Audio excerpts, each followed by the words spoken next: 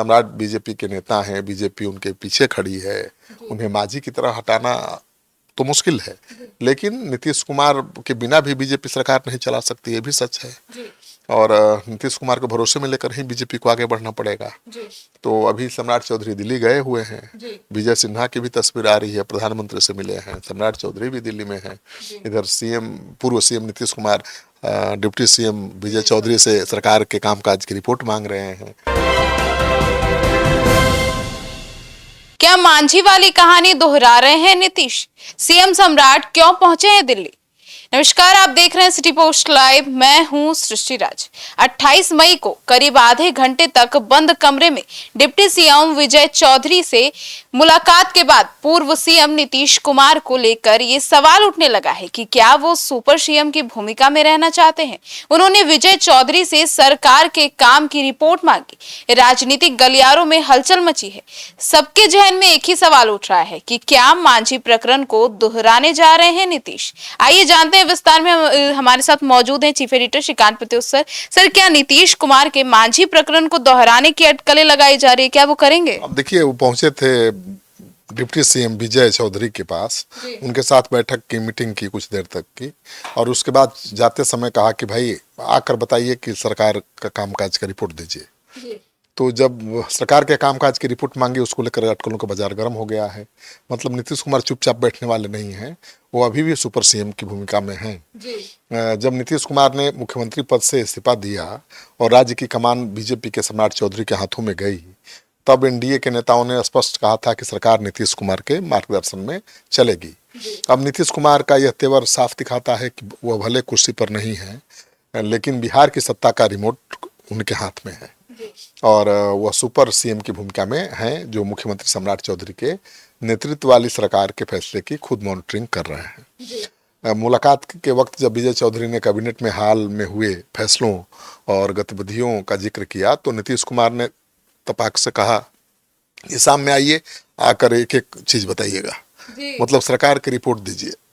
मतलब इसका मतलब है कि सम्राट सरकार को स्पष्ट मैसेज दे रहे हैं नीतीश कुमार। बिल्कुल बिल्कुल, वो ये संदेश दे रहे हैं कि जेडीयू की नीतियों और उनके निर्देशों का को नज़रअंदाज नहीं किया जा सकता है। तो विजय चौधरी के जरिए कैबिनेट के हर एक फैसले की प्रोग्रेस रिपोर्ट देखना चाहते हैं। सीधे वो प्रोग्रेस रिपोर्ट डिप्टी सीएम से मांग रहे हैं। विजय चौधरी और नीतीश कुमार की यह मुलाकात और बयान ऐसे समय में आया है जब सम्राट चौधरी दिल्ली दौरे पर हैं और नीतीश कुमार अपनी राजनीतिक अनिश्चितता के लिए जाने भी जाते हैं। अनप्रेडिक्टेबल हैं, कब क्या करेंगे कोई नहीं जानता है।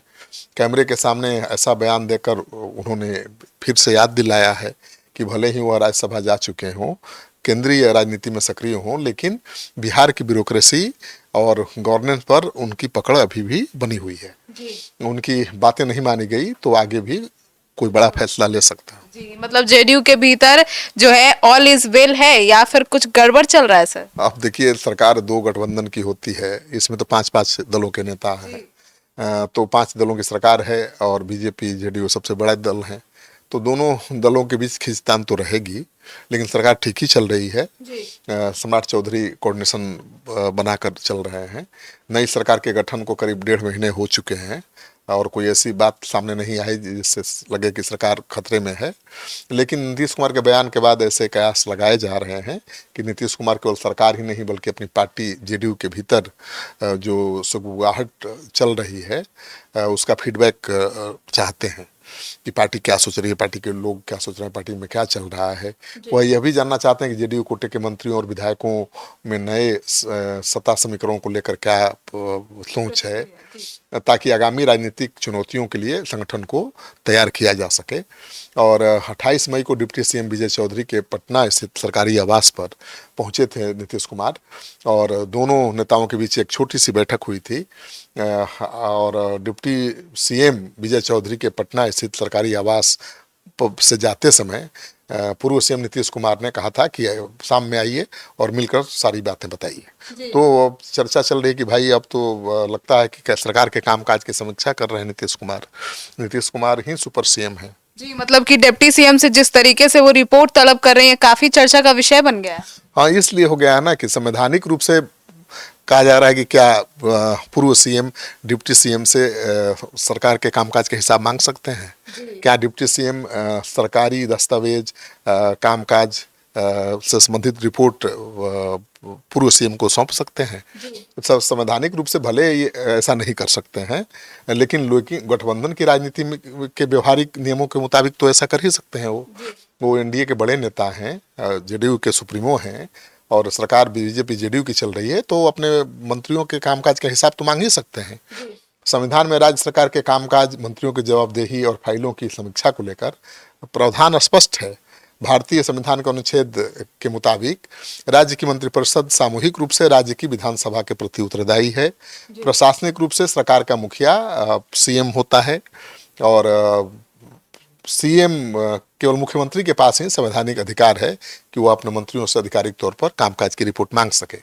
लेकिन अब पार्टी के सर्वोच्च नेता हैं, सुप्रीम नेता हैं, तो अपने पार्टी के मंत्रियों के कामकाज के हिसाब तो मांग ही सकते हैं। जी सर, तो ऐसे में जो अभी डिप्टी सीएम है विजय चौधरी, वो सरकार की गोपनीय फाइल या फिर आधिकारिक दस्तावेज नीतीश कुमार को सौंप सकते हैं? नहीं सौंप सकते हैं, आधिकारिक तौर पर नहीं सौंप सकते हैं, क्योंकि नीतीश कुमार पूर्व सीएम है। वो केवल मुख्यमंत्री को ही सौंप सकते हैं। नीतीश कुमार फिलहाल राज्यसभा सांसद हैं, जेडीयू के सुप्रीमो हैं। संवैधानिक प्रोटोकॉल के मुताबिक किसी भी पूर्व मुख्यमंत्री, सांसद या पार्टी अध्यक्ष को सरकार के किसी कैबिनेट मंत्री या डिप्टी सीएम को आधिकारिक रूप से रिपोर्ट सौंपने का के लिए बाध्य नहीं किया जा सकता, या कोई कानूनी अधिकार नहीं है ऐसा। मतलब है कि यदि विजय चौधरी सरकार की गोपनीय फाइलें या आधिकारिक दस्तावेज नीतीश कुमार को सौंपते हैं, तो यह तकनीकी रूप से उनके पद और गोपनीयता के शपथ का उल्लंघन माना जा सकता है। राजनीतिक और व्यवहारिक रूप से पार्टी अध्यक्ष हैं तो मंत्रियों से जानकारी मांग सकते हैं। भले ही यह कदम संवैधानिक रूप से गैर कानूनी आपको लगता हो, लेकिन गठबंधन सरकार के कामकाज का व्यवहारिक नियमों के हिसाब से वो तो हिसाब किताब ले ही सकते हैं, उसको गलत नहीं ठहरा सकते हैं। विजय चौधरी जेडीयू कोटे से सरकार में डिप्टी सीएम हैं। नीतीश कुमार पार्टी के सुप्रीमो हैं। पार्टी लाइन के तहत अध्यक्ष को अपनी पार्टी के मंत्रियों से पूछने का पूरा अधिकार है कि सरकार में रहकर पार्टी के एजेंडे को आप कितना ठीक ढंग से लागू कर रहे हैं या नहीं कर रहे हैं। जी सर, तो क्या मांझी वाली कहानी दोहराए जा सकते हैं नीतीश कुमार? अभी तो मुझे नहीं लगता है। देखिए, वो परिस्थिति अलग थी, अभी की परिस्थिति अलग है। उस समय नीतीश कुमार ने खुद लोकसभा चुनाव में हार के बाद कुर्सी छोड़ दी थी और मांझी को बना दिया था। तो परिस्थिति बदल चुकी है। सम्राट चौधरी तो बीजेपी के नेता ने है भाई, नीतीश कुमार की पार्टी के कोई विधायक थोड़े हैं जिसको नीतीश कुमार ने बना दिया सीएम। वो बीजेपी के बड़े चेहरा हैं, बीजेपी के सीएम हैं। उस दौर वाली कहानी दोहराना उतना नीतीश कुमार के लिए आसान नहीं है। मई 2014 में क्या हुआ था आपको याद होगा। नीतीश कुमार ने मुख्यमंत्री आवास छोड़ दिया था और पास ही स्थित 7 सर्कुलर रोड बंगला में शिफ्ट हो गए थे जब जीतन राम मांझी मुख्यमंत्री बने थे। लेकिन सत्ता का असली केंद्र वही बंगला बन गया था जहां नीतीश कुमार रहते थे। मीडिया रिपोर्ट के मुताबिक मुख्यमंत्री बनने के कुछ महीनों बाद जीतन राम मांझी ने राज्य के प्रशासनिक ढांचे में अपनी पकड़ बनाने के लिए कुछ IAS IPS अफसरों का तबादला करने का फैसला लिया। लेकिन नीतीश कुमार के वफादार मुख्य सचिव और नौकरशाहों ने उन फाइलों को तब तक रोके रखा जब तक कि नीतीश कुमार से हरी झंडी नहीं मिल गई। नीतीश कुमार के सत्ता में हस्तक्षेप का जिक्र करते हुए जीतन राम मांझी ने बाद में मीडिया में के सामने बयान भी दिया था और अपनी जनसभाओं में खुलकर कहते भी नजर आते थे कि मुझे एक चपरासी तक का ट्रांसफर करने का अधिकार नहीं है। मैं मुख्यमंत्री जरूर था, लेकिन ट्रांसफर की फाइलें नीतीश कुमार के बंगले से तय होती थी। तो जब हटे तो उन्होंने अपनी पीड़ा का खुलकर इजहार किया कि वो रबर स्टैंप थे। तो सम्राट चौधरी रबर स्टैंप नहीं न है, बीजेपी के नेता हैं, तो उनको मांझी की तरह तो नहीं हटाया जा सकता है ना। और सम्राट चौधरी तो नीतीश कुमार को भी भरोसे में लेकर ही चल रहे हैं। नीतीश कुमार ही चाहते थे कि सम्राट चौधरी सीएम बने, और सम्राट चौधरी आज की राजनीति में बिल्कुल फिट हैं। वो जैसा सीएम चाहिए वैसा है, वो कड़क तेवर वाले, ठीक है, विरोधियों पर हमलावर रहते हैं और कुछ नया करने की कोशिश करते हुए नजर आ रहे हैं। जी सर, उस वक्त तो बहिष्कार कर दिया था तमाम कैबिनेट के मंत्रियों ने मुख्यमंत्री का। हाँ, जीतन राम मांझी के कैबिनेट का बहिष्कार कर दिया था। देखिए, नीतीश कुमार तो जेडीयू के बड़े नेता हैं, भले वो मुख्यमंत्री किसी को बना दें, लेकिन पावर तो उन्हीं के हाथ में रहेगा। तो जीतन राम मांझी जब अपने हिसाब से सरकार चलाना चाहने लगे तब मांझी कैबिनेट के शामिल अधिकांश सीनियर मंत्री उनका साथ छोड़ दिया था, उनके कैबिनेट का बहिष्कार कर दिया था, क्योंकि वो नीतीश कुमार के वफादार थे, जो मांझी को सिर्फ एक काम चलाऊ व्यवस्था मानते थे। नवंबर 2014 में पटना में एक महत्वपूर्ण सरकारी कार्यक्रम और कैबिनेट ब्रीफिंग होनी थी, जिसकी अध्यक्षता खुद सीएम जीतन राम मांझी कर रहे थे, लेकिन कैबिनेट के 5 से अधिक बड़े मंत्रियों ने अचानक उस कार्यक्रम से दूरी बना ली और वो मुख्यमंत्री की बैठक में जाने के बजाय सीधे नीतीश कुमार के आवास पर पहुंच गए थे। मुख्यमंत्री के रूप में मांझी मंच पर अकेले बैठे थे, जबकि उनकी ही सरकार के मंत्री उसी समय पूर्व मुख्यमंत्री नीतीश कुमार को रिपोर्ट दे रहे थे। लगातार मिल रही रिपोर्ट और हस्तक्षेप से तंग आ गए जीतन राम मांझी जब, तो उन्होंने नीतीश कुमार के रिमोट कंट्रोल को तोड़ने का फैसला लिया कि फेंक देंगे उनको, तोड़ देंगे। उन्होंने कैबिनेट को बाईपास कर ताबड़तोड़ फैसले लेने शुरू कर दिए, जो कि नीतीश कुमार की नीतियों के खिलाफ थे। तो नीतीश कुमार आपस से बाहर हो गए और उनको हटाना पड़ा। सर, और मांझी ने फिर घोषणा कर दी कि वे किसी के रबर स्टैंप नहीं रहेंगे। बिल्कुल, उनको लगा कि उनकी चल ही नहीं रही है तो मुख्यमंत्री कुर्सी पर रहने का क्या फायदा।